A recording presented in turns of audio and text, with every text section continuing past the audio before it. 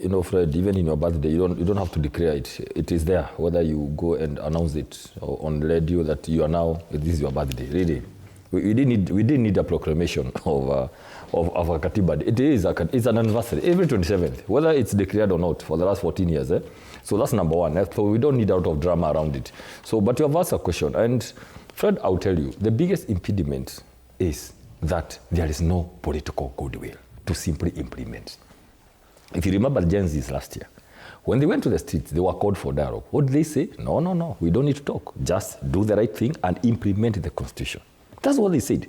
There lacks political goodwill because, interestingly, there are people who are ruling today who still think they can rule with the old Constitution. They actually, were opposed to this Constitution.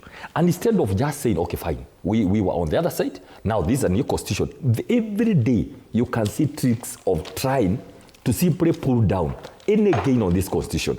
Let me quickly just mention the issues you talked about yesterday with the Honorable Raila Odinga. I mean, of course, I always say that in terms of history, whom we respect, that is now another thing to steer us away.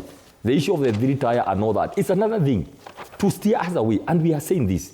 The problem, or some very key areas where the Constitution has been mutilated, literally being thrown out. And it is happening every day, slowly and slowly. I'll give you two or three examples now.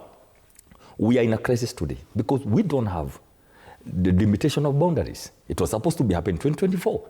There were leaders in this country who knew about the timelines, right?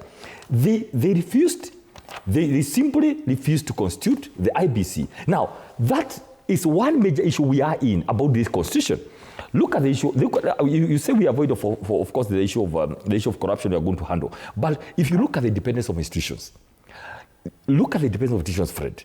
We are supposed to respect, we have 14 independent commissions, each one of its own work.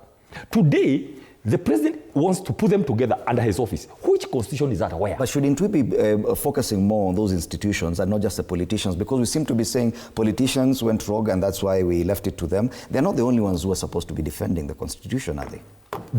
Let me tell you, the Constitution should be implemented by those people who come to power, because it is a living document.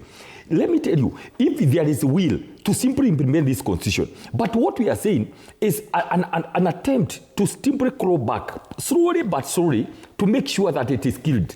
You can go blaming a politician and all that, but the whole idea is with the executive to implement the Constitution of Fred. Okay. And the issue now here is we complain a lot about lack of implementation of the